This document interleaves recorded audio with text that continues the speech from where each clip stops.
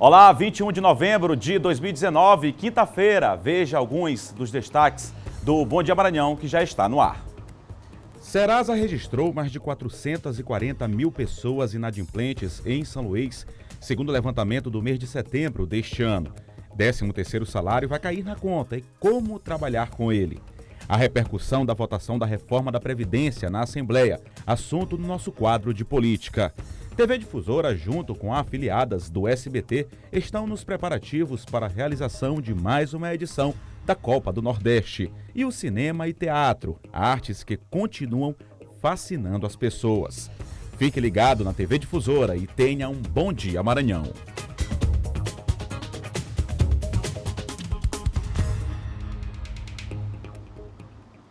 É isso aí, pessoal. Muito obrigado pelo carinho da audiência. Você que nos acompanha em todo o estado do Maranhão, uma audiência enorme. Todo mundo ligadinho aqui no Bom Dia Maranhão. Para ficar bem informado, você já sabe, a partir das 7 horas da manhã. Tem o Bandeira 2 a partir das 6 horas da manhã e Coladinho a partir das 7 horas. Inclusive agora, 7 horas em ponto. A gente segue até as 8 horas da manhã, levando muita informação, trazendo muita informação para você sobre todos os assuntos. Você já pode perceber alguns dos destaques da nossa edição de hoje do Bom Dia Maranhão. A gente falando sobre vários assuntos. Política, segurança, esporte, cultura, enfim. Todas as informações, as principais de todo o estado do Maranhão, você acompanha aqui no nosso Bom Dia.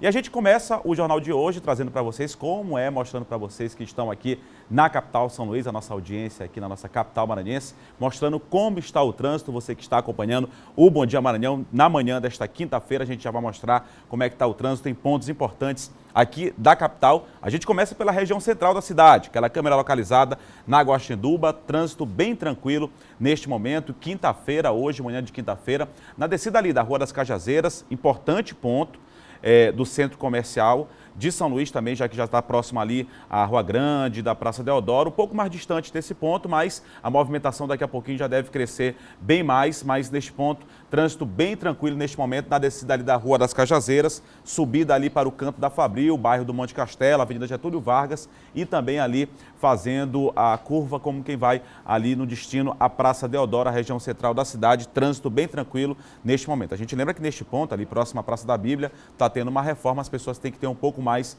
de tranquilidade a partir do momento em que a hora avança um pouco mais e o trânsito de veículos aumenta um pouco mais. Vamos agora para a Avenida Carlos Cunha, trânsito bem mais pesado neste ponto. A Avenida Carlos Cunha ali saindo, deixando o bairro do Jaracati, aquelas pessoas que vêm daqueles pontos mais distantes, bairros mais distantes do centro da cidade. No outro sentido também, trânsito já bem intenso. Você vê a dinâmica do trânsito, né? A gente percebe que ali na região central, a gente mostrou agora há pouco, nas proximidades da Rua das Cajazeiras, trânsito bem tranquilo. A gente já vai para outro ponto, aí na Avenida Carlos Cunha, na altura do bairro do Jaracati, acesso à Ponte Bandeira Tribuse.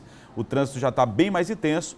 Quem vai deixando o bairro da Camboa um pouco mais tranquilo, mas com o destino à região central da cidade, o fluxo de veículos é bem mais intenso logo nas primeiras horas da manhã desta quinta-feira. Quem for dirigir agora pela Avenida Carlos Cunha com destino à Ponte Bandeira Tribuse vai ter que ter um pouco mais de tranquilidade. Agora a gente vai para outra ponte, outro importante acesso, ligação da cidade, que é justamente a ponte do São Francisco.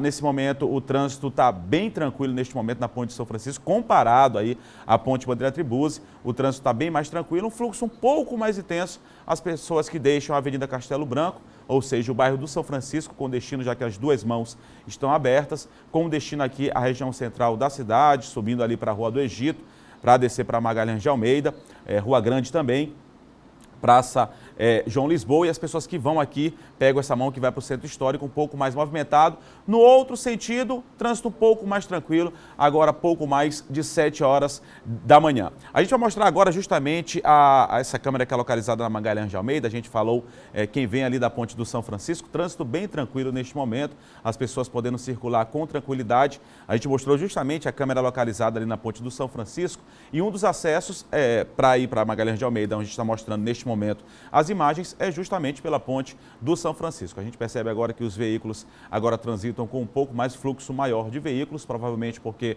tem um sinal lá próximo à Rua Grande, deve ter aberto agora o sinal e agora a gente percebe uma movimentação um pouco maior de veículos, mas bem tranquilo neste momento no Mercado Central, daqui a pouquinho com a proximidade aí das 8 horas da manhã, mais próximo das 8 horas da manhã, até porque você é um importante ponto comercial aqui da cidade, a movimentação, claro, deve ser bem maior. Tá aí, então, 4 pontos aqui de São Luís, 4 pontos importantes aqui da capital maranhense. Daqui a pouco a gente volta mostrando outros locais aqui de São Luís. Você acompanhando o Bom Dia Maranhão, agora às 7 horas e 4 minutos, essa importante prestação de serviço que a gente faz durante toda a manhã aqui, nas primeiras horas da manhã, para você que acompanha o nosso jornal e ter a oportunidade de acompanhar como é que está o trânsito, para você que daqui a pouco vai sair, vai pegar o trânsito para resolver o seu compromisso. Importante, né? Importante prestação de serviço. Seguimos aqui com o Bom Dia Maranhão com um dado preocupante. Olha, segundo dados do Serasa, a cidade de São Luís, a nossa capital, em setembro de 2019, em setembro deste ano, registrou mais de 440 mil inadimplentes. Um número considerável, né? Com a chegada aí das compras de fim de ano, o comércio, esse índice aumenta o comércio, né? Aumenta as compras e esse índice pode aumentar e muita gente aproveita para renegociar as dívidas com o 13º e acabam se endividando novamente. Optar por soluções milagrosas, digamos assim, são apenas alguns dos erros bastante comuns cometidos por pessoas endividadas. Confira na reportagem de Ciro Mineiro. A Iranilde ficou um período desempregada e, por esta razão, acabou contraindo algumas dívidas. Agora ela não vê a hora de saldar o débito. Foi a dívida relacionada ao quê? Cartão de crédito? Cartão de crédito. E essa conta ainda está cara? Tá um pouquinho, mas estou chegando lá. Assim como a Iranilde, há muitos brasileiros nessa mesma situação. Segundo um estudo desenvolvido pela Serasa Experian, em setembro desse ano, o número de consumidores inadimplentes em todo o país ultrapassou os 63 milhões. Esse quantitativo é quase 4% maior que o registrado no mesmo período ano passado.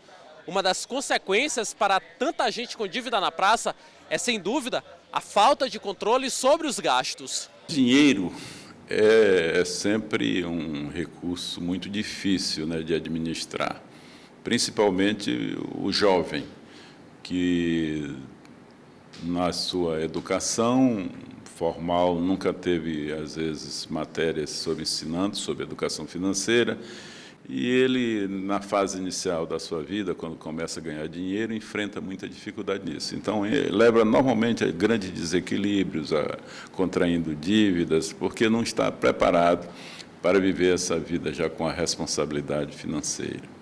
A maior concentração dos negativados tem entre 26 e 40 anos. Em segundo lugar no ranking estão os consumidores com idade entre 41 e 60 anos. A Quércia faz de tudo para não contrair dívidas, muito menos perder o crédito na praça. Na hora da compra, ela sempre dá preferência para o pagamento à vista. Eu compro mais à vista. Por quê? Para evitar os juros. A senhora, por exemplo, tem cartão de crédito? Tem. Quantos?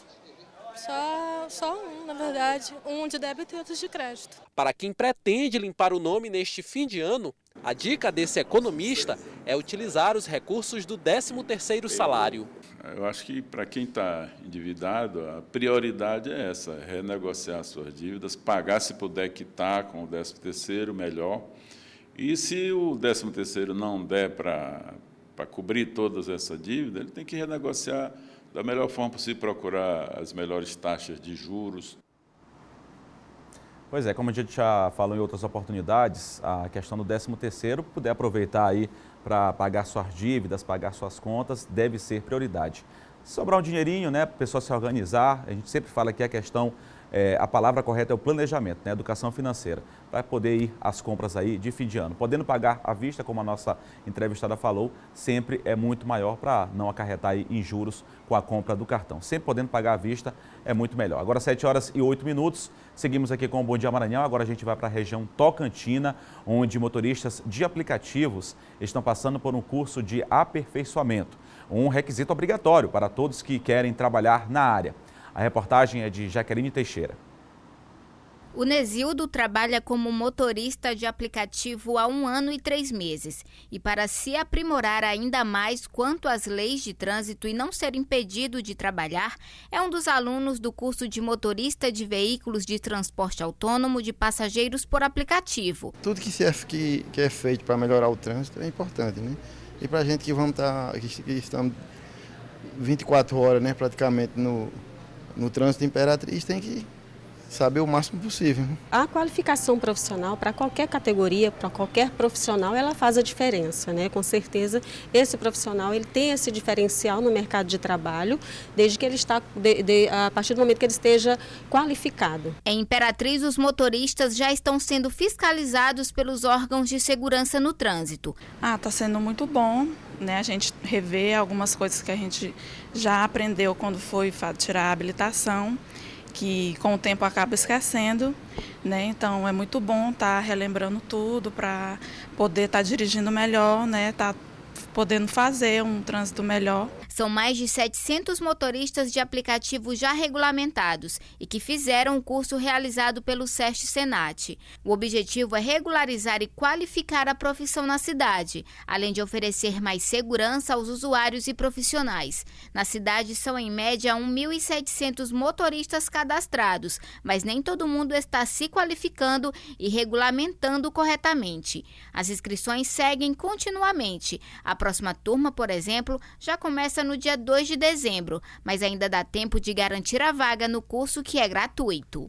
Então nós sabemos que ainda existe um número expressivo que precisa dessa qualificação, precisa dessa regularização para continuar atuando na categoria. Pois é, qualquer capacitação, reciclagem e treinamento sempre é muito válido. E já na região dos Cocais, alunos do Departamento de Letras da UEMA realizam pesquisas sobre a vida e obra do poeta caxiense Gonçalves Dias, nome muito conhecido em todo o país e até fora, né, internacionalmente. A repórter Raquel Souza acompanhou. Vamos conferir. A vida e as obras que envolvem o poeta caxiense Gonçalves Dias, considerado ícone da literatura maranhense e brasileira, foi o referencial de todas as mostras de pesquisas científicas. Está acontecendo o seminário de pesquisadores, que tem o propósito de fazer um trabalho interativo entre as pesquisas que nós fazemos a partir do projeto Epistolário de Gonçalves Dias, que nós trabalhamos as cartas desse poeta maranhense. Essa relação do Gonçalves Dias com o Henriques Leal, ela passa pela questão familiar, a questão de apadrinhamento do Gonçalves Dias, o Henriques Leal tornando-se biógrafo, as cartas que são emitidas tanto ao Henriques Leal como o Teófilo, que foi o mais próximo, porque viveu com ele em Coimbra. Eu estive em Coimbra em 2003 numa série de reportagens que eu fiz, que chamava Maranhão, Começo do Brasil. Tive a oportunidade de pegar em mãos o diploma original do Gonçalves Dias, escrito em latim. Foi um dos momentos mais emocionantes da minha vida. Um dos principais objetivos do seminário é divulgar as pesquisas que estão sendo feitas por meio do NUCLIN, Núcleo de Línguas da UEMA.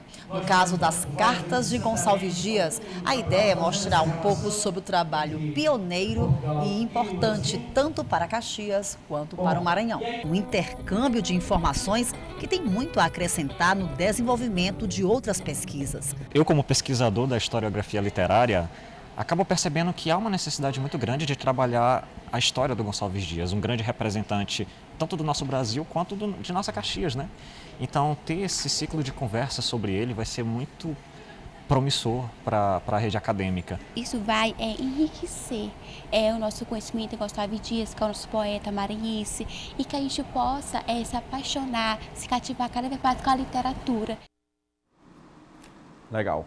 E com o objetivo de sensibilizar e compartilhar conhecimentos e práticas para prevenir e eliminar a violência contra mulheres e meninas em todo o mundo, a campanha 16 Dias de Ativismo pelo Fim da Violência contra as Mulheres está sendo realizada aqui no estado do Maranhão. Quem tem os detalhes, quem tem mais informações a respeito desse assunto é a Anice Ribeiro, que já está aqui conosco. Muito bom dia, Anice. Bom trabalho para você.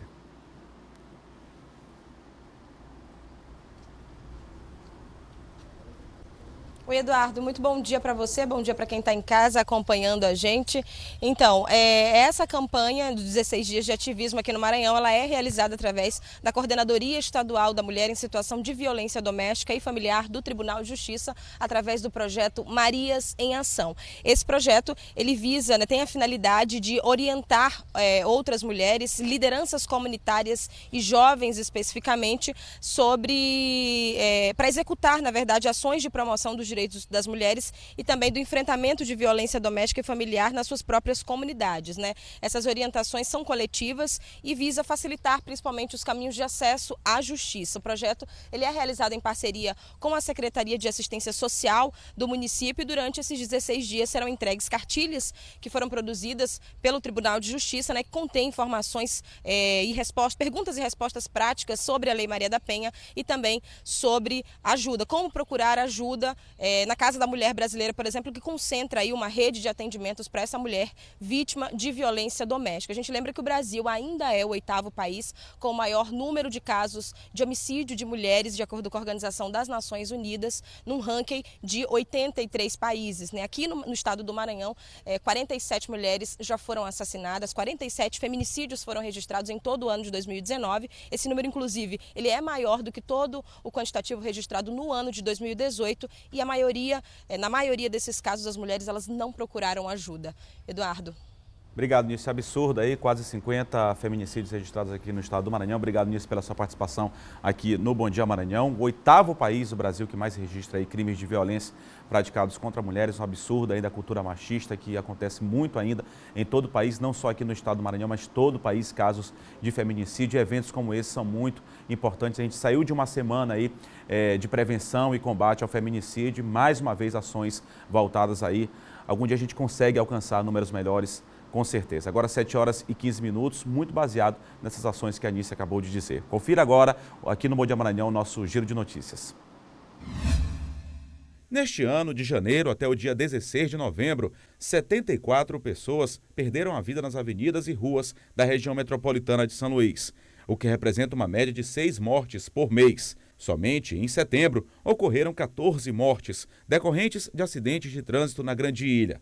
Naquele mês, aconteceram 5 óbitos, apenas em uma situação quando um veículo Corolla conduzido por Vitor Ian Barros de Araújo atropelou moradores no Jaracati ao perder o controle do carro que caiu nas proximidades da ponte Bandeira Tribuzzi. Após extinguir, por meio de uma medida provisória, o seguro obrigatório para veículos, o DPVAT, o governo federal ainda não sabe quem será responsável por fornecer os papéis usados para emitir o documento de mais de 65 milhões de veículos licenciados por ano no país, a partir de 2020. O problema é que a seguradora líder, responsável pela administração do DPVAT, era também encarregada da confecção e distribuição das cédulas verdes, utilizadas anualmente pelos Detrans de todo o país, para imprimir o certificado de registro de licenciamento de veículo.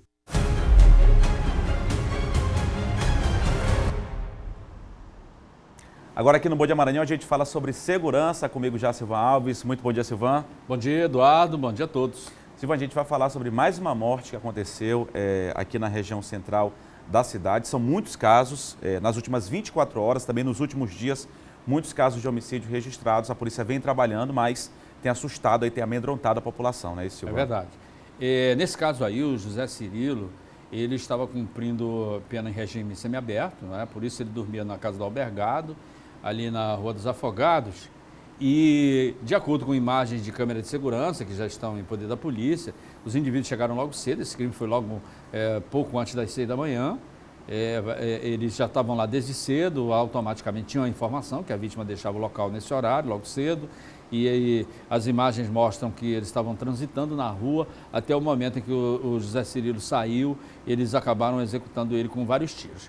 Há uma preocupação dos moradores lá, porque eles já haviam reclamando, já haviam feito protesto lá pela presença do albergue lá. E aí o Tribunal de Justiça decidiu que essa casa do albergado antes ela só estava abrigando aquelas pessoas que estavam presas por não pagamento da pensão alimentícia. Que continua, né, Silvan? Mas agora continua, uma exclusividade disso. Aí agora não é mais exclusiva para isso, já tem outras pessoas, como no caso do José Cirilo, e aí os moradores ficaram bastante amedrontados. Como ficaram também os moradores lá do Vinhais por causa da central de monitoramento, que era para onde o Luan estava indo quando foi executado pela manhã. Esse caso recente também que a gente noticiou disso aqui. tudo vem uma questão preocupante, Eduardo, é que esses criminosos aí, eles estão tendo no mínimo informação privilegiada sobre o andamento de processo, audiência, depoimento, né? Você sabe que já teve um que foi executado na saída da vara das execuções, né? Quando ele foi lá prestar depoimento, e que os criminosos sabiam que ele ia para lá, entendeu? Então há um vazamento de informação privilegiada no que diz respeito ao trânsito desse processo, audiência, por exemplo, Zé Cirilo, ele sairia livre ontem, né? Então eles correram para matar o cara antes que ele saísse. É muita coincidência, né, Silvão? Para casa do Albergue. Se fosse um caso só, mas eu já citei aqui para vocês 3 casos, né? De informação privilegiada e tal, onde as pessoas foram executadas. Ninguém foi preso, embora haja a possibilidade que os motoqueiros sejam mesmo, que mataram o Luan, vieram aqui também matar o Zé Cirilo, mas ninguém foi preso até agora. Tá, isso aí continua sendo investigado pela polícia, com certeza. Silvão, uma operação importante aí da polícia, uma mega operação realizada na área da Cidade Olímpica. Exato. Já em combate a essa questão dessas facções criminosas, a Operação Derrame era para cumprir 32 mandados, né? E foram cumpridos, no caso, 29, foram 29 pessoas presas. O que chama mais uma vez a atenção é a quantidade de pessoas dentro do complexo penitenciário São Luís, comandando atividades criminosas, inclusive determinando a morte de faccionados, a morte de rivais. E 25 mandados de busca e apreensão que acabaram sendo cumpridos. Também a quantidade de mulheres envolvidas é um negócio impressionante com a questão das facções criminosas. Disseram os delegados que estiveram ainda há pouco aqui na TV Difusora de que aqueles que não foram presos, né, mas estão com a prisão preventiva decretada, é uma questão de tempo para que eles possam ser presos dentro das próximas horas. Tá ok. Obrigado, Silvão, participando mais uma vez com a gente aqui no Bom Dia Maranhão. Obrigado, Bom dia, Silvão. Eduardo. Obrigado a você também. Bom dia, ótima quinta-feira, Silvão Alves. E no próximo bloco tem uns bastidores da política. Vamos repercutir a votação da reforma da Previdência aqui no estado do Maranhão. Foi aprovada ontem na Assembleia. E mais, no estúdio eu recebo o secretário estadual da Fazenda, Marcelo Ribeiro, para um bate-papo sobre reforma tributária. O Bom Dia Maranhão volta já, agora são 7 horas e 21 minutos. Continua com a gente aqui pela TV Difusora.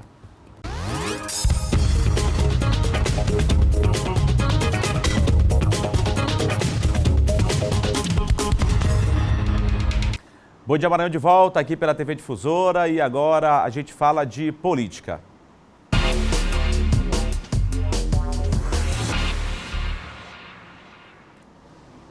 Já aqui comigo, o John Coutrinha. Muito bom dia, John. Bom dia, Eduardo. Bom dia a todos. John, a gente falou ontem sobre a discussão, o debate que estava havendo sobre a questão da reforma da Previdência aqui específica para o estado do Maranhão. Prometemos voltar com esse assunto. Estava prevista a votação e aconteceu de fato na Assembleia, né? Aconteceu essa votação ontem, né? Dessa proposta, é uma emenda, um projeto de lei, para explicar, um projeto de lei enviado pelo Executivo, enviado pelo Governo do Estado, uma mensagem à Assembleia Legislativa que ainda não é a reforma da Previdência Estadual. Para ficar bem claro, né, John? Deixa bem claro isso, ainda não é a reforma da Previdência Estadual. O que aconteceu ontem? A PEC, né, que aprovou, que tratou da reforma da Previdência Nacional, a proposta do governo Bolsonaro, que foi aprovado pelo Congresso, né, há uma emenda constitucional que fala exatamente isso, o seguinte, que estados, né, terão que se adequar à questão, neste ponto, da alíquota. Ou seja, então, o que foi tratado ontem? O que foi discutido ontem? Foi discutido a alíquota, ou seja, o reajuste na alíquota, ou seja, que é a alíquota de contribuição dos servidores para a Previdência Estadual. Então, portanto, este é um ponto a se destacar, ou seja, ainda não é reforma da Previdência Estadual. E isso vai ser tratado, creio, no próximo ano, Eduardo, claro, onde será discutido tempo de serviço e tempo de contribuição. Ontem apenas discussão da alíquota previdenciária. Os servidores agora mudou, né, a faixa. O que diz a emenda constitucional? Diz o seguinte, que no mínimo a contribuição é de 14%. Mas a gente vai colocar agora um vídeo do Pinga Fogo, nós colocamos e falamos ontem com o deputado Rafael Leitoa. O Rafael é o líder do governo Flávio Dino na casa e o deputado de oposição, que é o deputado Adriano Sarney.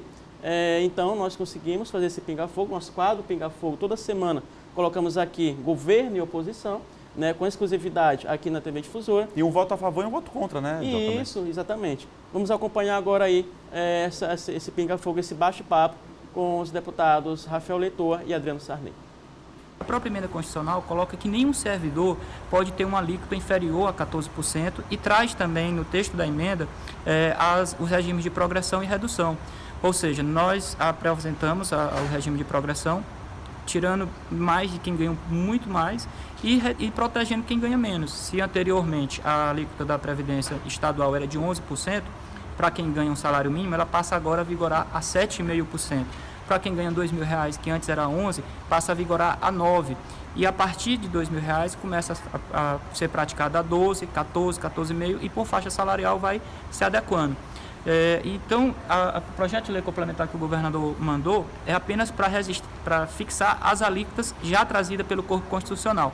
E traz também a criação do comitê. E este comitê terá 2 anos para debater a reforma da Previdência, incluindo aí idade, tempo de contribuição, coisas que todos os estados, exceto o Maranhão, já estão fazendo nas Assembleias Legislativas. Apenas o governador do Maranhão não debateu a reforma da Previdência, não trouxe a reforma da Previdência como traz a reforma federal e dando prazo aí de 2 anos para que a gente possa debater com maior profundidade. Adriano, vai penalizar ou não o servidor maranhense, público maranhense? Claro que vai penalizar. Esse projeto que é um copiar-colar do governo Bolsonaro, que o governador tanto criticou, é o mesmo projeto que ele tanto criticava, as mesmas regras vão ser utilizadas aqui no Maranhão.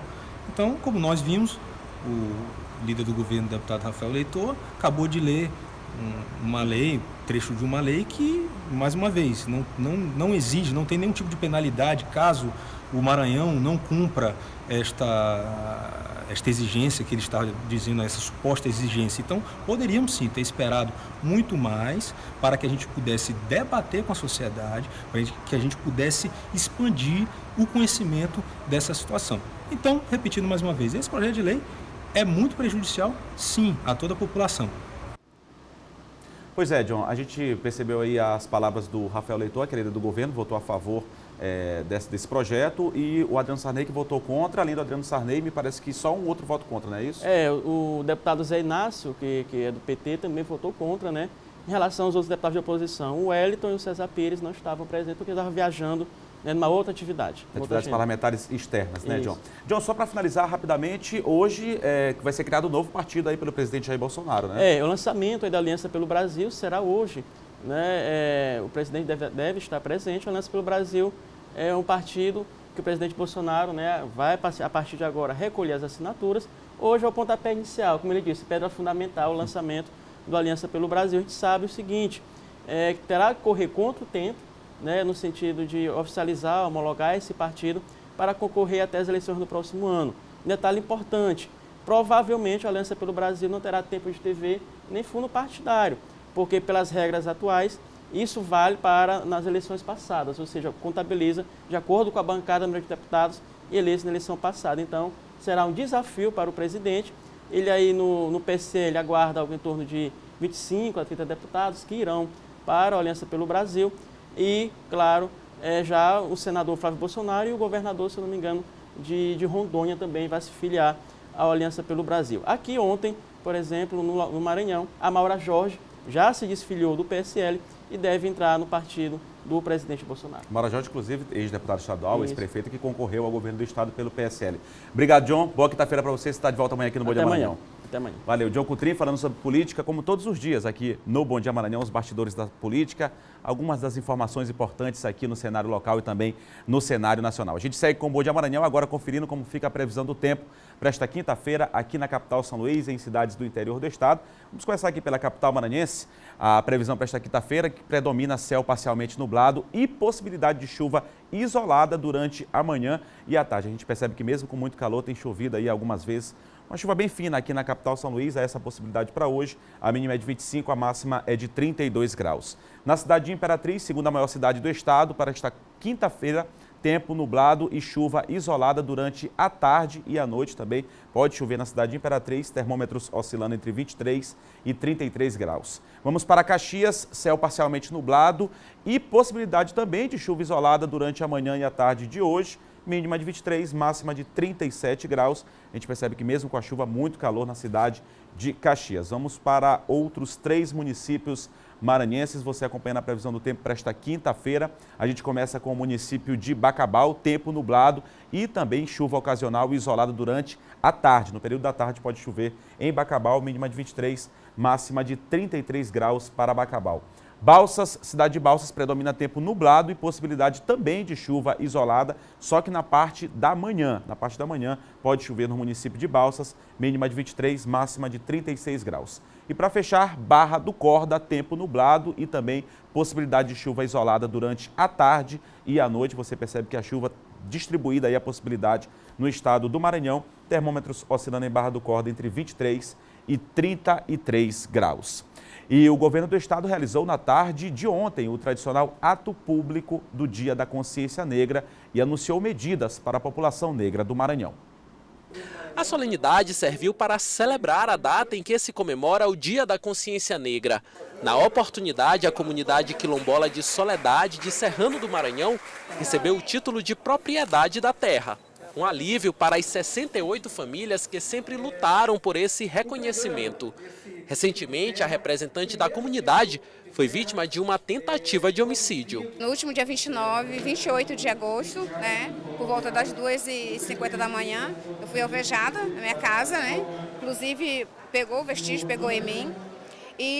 Mas assim, não nos intimidou. Isso só nos deu mais força para continuar, todo esse processo. E aqui está a vitória e o resultado dessa luta de anos. O governo reconhece realmente o direito da comunidade quilombola. A expectativa é que outras comunidades quilombolas do estado recebam essa mesma titulação, garantindo a elas mais segurança. Com certeza a Soledade está abrindo uma fila, porque depois nós teremos outras comunidades que receberão o seu título de propriedade, e o título de propriedade, além de dar essa segurança jurídica, dá também a segurança da pertença ao território, porque junto com o título nós estamos trazendo também outras ações do Programa Maranhão Quilombola e de outros programas do governo do estado. Ainda durante o evento foram entregues 50 kits de irrigação para a agricultura familiar, beneficiando diretamente 250 famílias de 47 comunidades quilombolas de 7 municípios maranhenses. A entrega de 50 kits de irrigação para comunidades quilombolas, nós estamos falando de 250 famílias em 7 municípios maranhenses, justamente para poder aumentar a geração de renda, poder aperfeiçoar o seu processo de criação, de cultura, de plantio. Isso tudo ajuda no desenvolvimento cada vez mais dessas famílias. Uma das cidades beneficiadas pelos kits é Alcântara. No município da região da Baixada, será possível ampliar as lavouras, principalmente o cultivo de hortaliças. Esses kits vão ajudar muito as nossas comunidades, nosso município, nossos agricultores na comunidade. São 8 comunidades que estão sendo beneficiadas por esse kit. O kit que está chegando uma boa hora. Algumas famílias estão discutindo a que forma que vão trabalhar. Vai ser na forma de agricultura familiar através da mandioca, da produção da mandioca, como da produção da melancia, da hortifruti. Ainda nessa linha da economia, essa linha econômica, o governo do Maranhão realizará no dia 22 de novembro o seminário sobre a reforma tributária. Para falar um pouco mais sobre o assunto, eu estou recebendo aqui Magno Vasconcelos, que é secretário adjunto da Secretaria de Estado da Fazenda. Muito bom dia, Magno. Bom dia. Magno, a gente começa sobre a importância de um debate como esse. A gente percebe que são várias reformas que estão sendo debatidas no país, às vezes nem tanto como deveria ser, outras que já foram aprovadas. A gente está nessa discussão da reforma tributária. Importante debater também com tributaristas, com pessoas envolvidas nessa temática aqui no estado do Maranhão, né? Exatamente. Existem 2 propostas de emenda constitucional tramitando no Congresso Nacional. Uma na Câmara, que é a PEC 45, e outra no Senado, que é a PEC 110. Existe também uma substitutiva a essa PEC 45, que oriunda desse debate que nós vamos apresentar amanhã, que é a reforma tributária justa e solidária, encampada pela ANFIP, que é a Associação Nacional dos Fiscais da Receita Federal, e pela FENAFISCO, Federação Nacional do Fisco Estadual. Tá. De que maneira que essas aprovações aí que têm acontecido da reforma da Previdência, reforma trabalhista, esse debate, essa reforma tributária também que deve ser aprovada, pelo menos caminha nesse sentido no Congresso Nacional, de que forma que isso pode impactar, já está impactando e pode impactar aqui no estado do Maranhão? Então, a reforma tributária, na verdade, é o grande indutor da economia, muito mais do que da Previdência, do que a trabalhista e do que a administrativa que agora estão falando.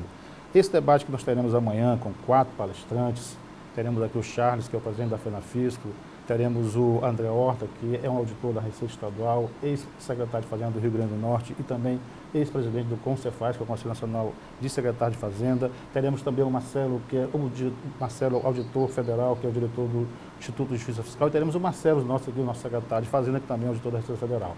Nessa discussão, nesse debate, a gente espera, deseja que os participantes que participem realmente, que estejam presentes, possam ter a oportunidade de conhecer o que está sendo discutido a nível nacional. E o Maranhão possa também, dessa forma, contribuir para esse grande debate nacional. Inclusive o Marcelo Ribeiro, que ia ser nosso entrevistado aqui, mas o Magno também, que representa muito bem a Secretaria Estadual da Fazenda.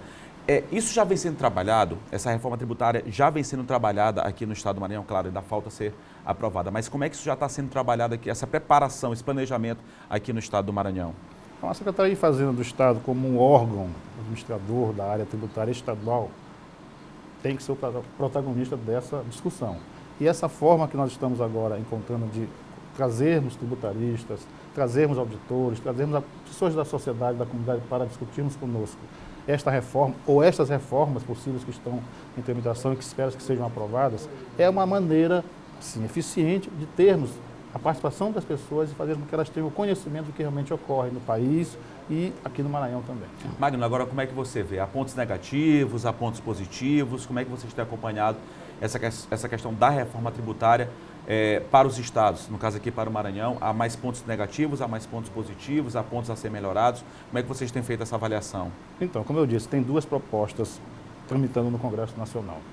Essas propostas, infelizmente, elas não preservam o princípio federativo, que é muito importante, e também não tratam da questão social.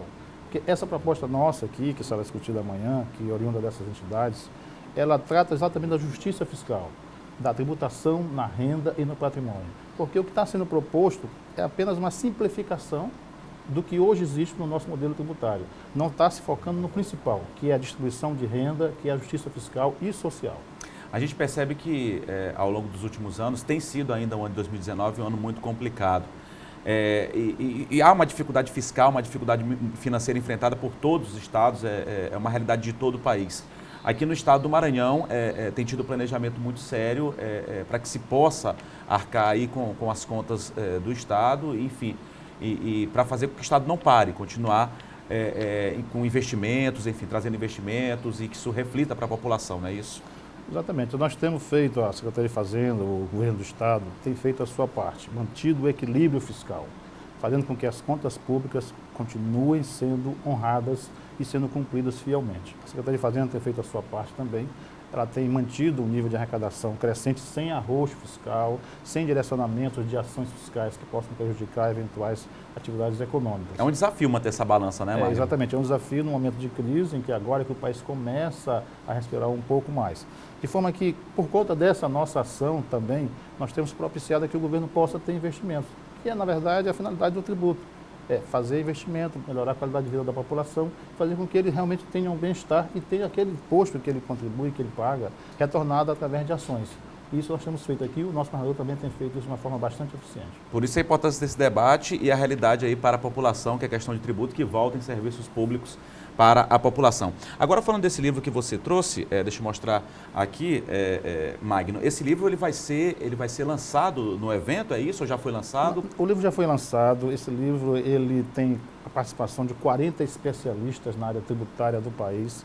Ele terá também um tema de discussão amanhã nesse nosso seminário, será a demonstração de que realmente essa nossa proposta, ela tem um fim social. Ela tem um fim justo, que é melhorar a distribuição de renda e focar a tributação, como fazem os países desenvolvidos, como fazem os países da OCDE, na renda e no patrimônio. No Brasil é o inverso, foca-se realmente a tributação, ela é destinada praticamente ao consumo, e o consumo atinge as classes de menor renda.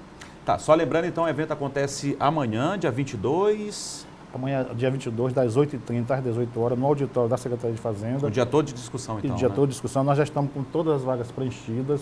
Esperamos que as pessoas que se inscreveram compareçam realmente, porque essa é uma oportunidade ímpar que nós teremos para discutir, para debater esse tema tão importante para o nosso país. Tá ok. Conversamos aqui com o Magno Vasconcelos, que é secretário adjunto da Secretaria Estadual da Fazenda. Muito obrigado, Magno. Obrigado a você pela oportunidade. Boa sorte lá no evento. E no próximo bloco, os preparativos das afiliadas do SBT para a transmissão de mais uma edição da Copa do Nordeste, já no próximo ano, em 2020, comecinho do próximo ano. E mais oficinas técnicas realizadas na Semana Estadual de Teatro atraem jovens atores. O Bom Dia Maranhão volta já aqui pela TV Difusora.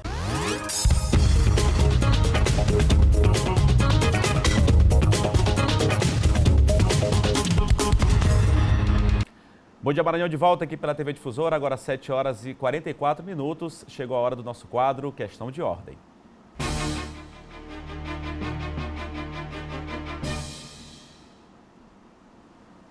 E a mediação de conflitos é uma nova forma de resolver questões conflituosas pelas quais nós todos estamos sujeitos a passar. É uma boa alternativa ao processo judicial. Nela, as partes têm a oportunidade de dialogar para tentar encontrar um denominador comum. Para falar um pouco mais sobre esse assunto, eu estou recebendo aqui no estúdio do Bom Dia Maranhão a advogada, mediadora e conciliadora, mestre em Direito pela UFMA, Maíra Castro. Muito bom dia, Maíra. Bom dia, Eduardo. Maíra, a gente fala primeiro sobre essa questão de mediação de conflitos. Explica para as pessoas que estão acompanhando agora o Bom Dia Maranhão, estão acompanhando a gente, o que é essa mediação de conflitos? Bom, agradecer aqui a oportunidade, primeiro, de estar falando sobre o tema, né, que é muito relevante. A gente que agradece. Para quem está nos acompanhando, então a mediação de conflito nada mais é do que essa forma de resolução de conflitivas, uma alternativa ao Poder Judiciário no sentido de processo judicial. E nesse momento as partes têm a oportunidade de dialogar, né, de gerar opções, de tentar alcançar um caminho para resolver aquela demanda. Então, pode ser utilizado em diversos casos, família, consumo, trabalho, né, uma outra forma de resolver diferente do que nós já estamos acostumados aí, que é recorrer ao processo judicial. E essas medidas, elas acabam evitando, né, a entrada das partes, a briga, essa luta no processo judicial, né? Isso, nós temos em âmbito de Poder Judiciário um número enorme de processos, né, que já beiram a nível nacional mais de 8 milhões. Isso já como processo? Como processo, né, como demanda judicial. E a mediação, a conciliação, mesmo a arbitragem, são outros métodos de resolução que ajudam, tem aí como um subproduto a redução também dessas demandas e o que é mais importante, um resultado eficiente, as partes saem satisfeitas, né, tem um desgaste emocional, um desgaste mesmo, um custo menor para a resolução dos seus conflitos. Essas medidas, elas podem ser adotadas só antes da entrada no processo judicial ou no percurso, aí no curso do processo judicial, ou até já na fase de execução? Como é que ela pode ser aplicada? Essas medidas, elas podem ocorrer a qualquer momento, né, no âmbito judicial, inclusive no âmbito extrajudicial. Então, pode ser dentro do próprio Poder Judiciário, mas também pode ser ali na questão dos cartórios, das câmaras privadas. E no curso do processo, se as partes quiserem fazer, né, o uso da mediação, elas podem pedir a suspensão processual e executar ali, fazer uso da medida da mediação, da conciliação ou qualquer outro método adequado de resolução de conflito. Tá, Maíra, quem que pode recorrer a essas medidas e como é que pode recorrer a essas medidas? Isso, como eu falei, nós temos duas vias, temos a medida judicial e extrajudicial. Judicialmente, nós temos os chamados CEJUSCs, que são os Centros Judiciários de Solução de Conflitos. Então, as partes podem se dirigir, tem mais de 20 já pelo estado do Maranhão, se dirigir ao centro ou fazer a marcação pelo próprio site do Tribunal de Justiça, pelo telefone, que também vocês encontram no site do Tribunal de Justiça, para fazer uso dessa conciliação, dessa mediação, levando documentação básica, RG, né, os dados da parte que você deseja convidar para a sessão de conciliação, e ali vai ter um conciliador, um mediador disponível para facilitar esse diálogo. Tá, Maíra, esse trâmite é gratuito? Esse trâmite no âmbito do Poder Judiciário, sim, é gratuito, né? Faz uso da Justiça, benefício da Justiça ali para facilitar a resolução do conflito. É bom que não tem nenhum tipo de gasto, né? É importante também nesse sentido. Agora a gente percebe muitas pessoas que ainda têm aquela concepção de que se não mover o processo, não processar judicialmente, não vão conseguir aquele benefício, enfim, não vão conseguir fazer justiça por aquilo que está reclamando. Isso é algo que as pessoas não deveriam pensar assim. Essa mediação de conflitos é possivelmente capaz de resolver qualquer tipo de problema, né? Isso, assim, o que é importante, nós somos educados a pensar que o único caminho a seguir é do processo judicial, é da briga, é do litígio. E tem muita gente que ainda pensa dessa forma. Que ainda pensa dessa forma. E quando você, até assim, se eu pedisse para o telespectador dizer o que é o conflito, provavelmente ia me descrever como briga, né, como confusão, um momento de estresse, quando em verdade não. O conflito ele pode ser um momento de evolução, de ressignificação, e a mediação ela traz um pouco dessa reflexão, dessa oportunidade para a gente identificar o que é realmente interesse, né? O que acontece muito, a parte às vezes chega dizendo, eu quero isso e ponto final, quando em verdade nem sequer é o interesse real dela.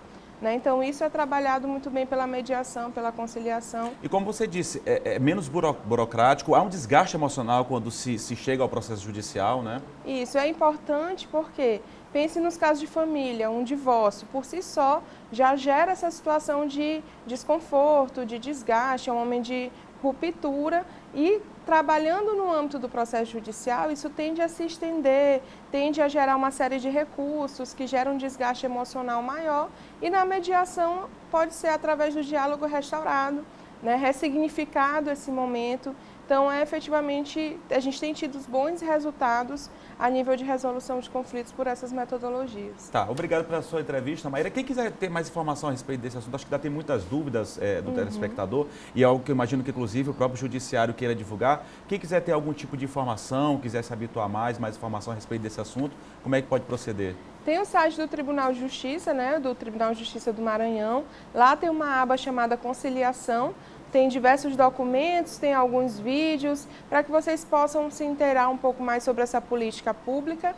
Né? Também faço convite para que se dirijam a cada um dos centros, o centro do próprio fórum, os outros centros aqui de conciliação, para obter essas informações e mesmo através dessas oportunidades de entrevistas, palestras. Né? Nós vamos ter hoje também o 3º Fórum de Mediação e Arbitragem na OAB. Quem quiser comparecer, vamos estar lá falando um pouquinho mais sobre a temática. Que horas vai ser?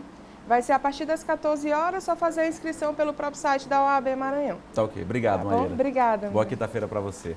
E a gente está de portas abertas para falar sobre assuntos importantes como esse. Aqui no Bom Dia Maranhão a gente segue agora falando de esporte.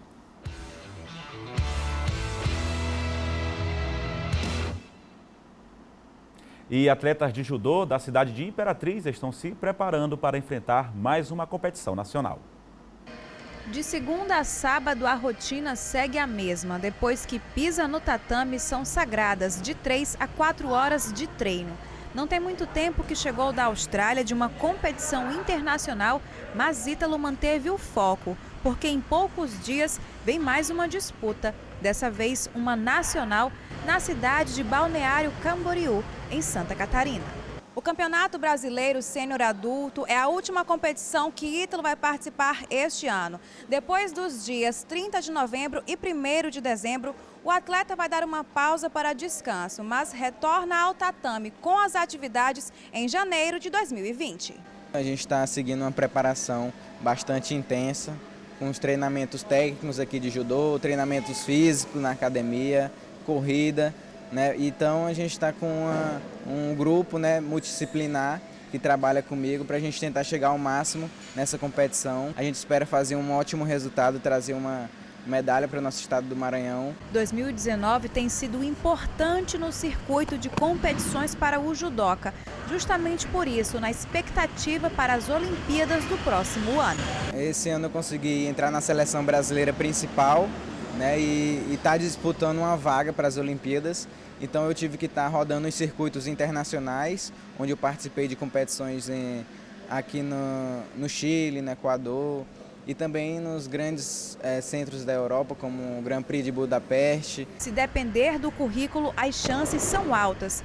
São 10 vezes campeão brasileiro regional, tricampeão brasileiro nacional e campeão sul-americano. A vaga de Tóquio será definida em março ou abril de 2020. Mas enquanto isso, Balneário Camboriú espera Ítalo no final deste mês e início de dezembro. Boa sorte aí, né, aos nossos atletas maranhenses. E olha, ainda falando de esporte, o Sistema Difusora participou nesta quarta-feira de reunião do Comitê da Copa do Nordeste do SBT, que detalhou a cobertura da competição para o ano que vem. Várias novidades estão previstas para a competição e nela o Sistema Difusora irá continuar a já tradicional transmissão pela rádio, TV e portal MA10. A Copa do Nordeste começa no dia 25 de janeiro, como eu disse, é uma das primeiras competições do ano, uma competição regional de extrema importância. E o Imperatriz, o Cavalo de Aço, é o representante maranhense no torneio.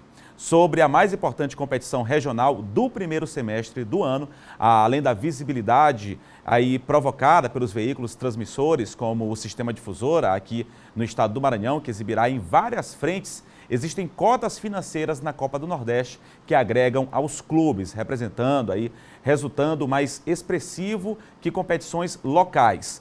O jornalista Adalberto Melo foi o representante da TV Difusora na reunião, por conta disso que eu estou aqui na apresentação à frente do Bom Dia Maranhão. Você pode acompanhar aí nas imagens, inclusive imagens da competição no ano passado, que foi vencida pelo Fortaleza no nosso primeiro ano de transmissão em TV aberta, TV Difusora, TV Pé Quente. Trouxe aí o título para o nosso representante maranhense. No caso, o Sampaio Corrêa foi campeão em 2018. No ano passado foi o Fortaleza, com transmissão também pela TV Difusora. E para 2020, mais uma vez, a TV Difusora vai estar na cobertura desse importante evento. O torneio, a competição regional mais importante do primeiro semestre, com muita audiência em toda a região Nordeste, com uma visibilidade muito grande em todo o país, que é a Copa do Nordeste. O Adalberto Melo, que deve estar de volta amanhã aqui no comando do Bom Dia Maranhão, Copa do Nordeste, importante competição regional, mas que mexe com todo o país. Agora, 7 horas e 55 minutos, a gente vira a chave entre as atrações da 14ª Semana Estadual do Teatro. As oficinas técnicas têm atraído um bom público. Serão 9 dias de exibições. Ao todo, 70 filmes em cartaz. A mostra Sesc de Cinema chegou à 3ª edição com um número recorde de produções inscritas e algumas novidades. A 3ª edição potencializa cada vez mais o cenário do audiovisual, fortalecendo a mostra Sesc de Cinema, sendo realizada nacionalmente no mesmo período. Ela concentrou a sua divisão, que antes era em 2 mostras, estadual e nacional, em uma só, apresentando 3 panoramas. 2 deles, que é o nacional e o infanto-juvenil, eles são apresentados em todas as cidades que tem Sesc.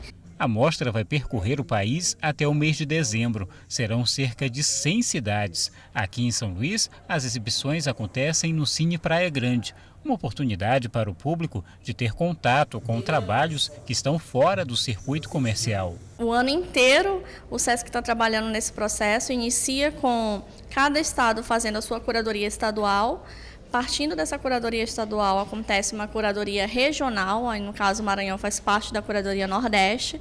Posterior, uma curadoria infanto-juvenil, que abriga e faz a seleção final de todos os filmes que são apresentados. Quem parou para conferir a programação aprovou a proposta. Maravilhoso. Nem todos têm acesso, né? Pode ter acesso numa oportunidade dessa. Tem muito artista maranhense que precisa ser conhecido até lá fora, né? Ainda não teve oportunidade. A oportunidade são esses eventos, né, que surgem, né, essas mostras de cinema, de tudo, é que as pessoas podem chegar até lá fora. Pois é, só uma correção, a gente falou sobre outra importante arte, que é a questão do cinema. É uma mostra de cinema que acontece no Sesc. Ao longo da nossa programação você vai acompanhar também as oficinas de teatro que acontecem aqui na capital São Luís. O Bom Dia Maranhão fica por aqui.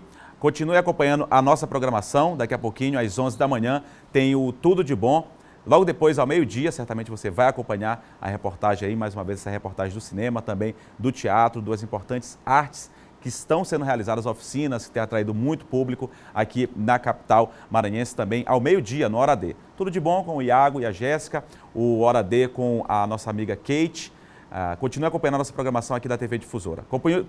Continue também acompanhando as nossas informações, as principais informações de todo o estado do Maranhão, de todo o país e do mundo. Nosso portal também, ma10.com. A gente encerra, fica por aqui com o Bom Dia Maranhão, com imagens ao vivo das bandeirinhas, as bandeirinhas, tão famosas bandeirinhas que foram colocadas também no São João, tem atraído também um grande público na Rua Portugal, no centro histórico da cidade. Olha que bela imagem para encerrar o nosso Bom Dia Maranhão e começar a nossa quinta-feira bem. Fique com essas imagens, por hoje é só, grande abraço a todos e uma ótima quinta-feira.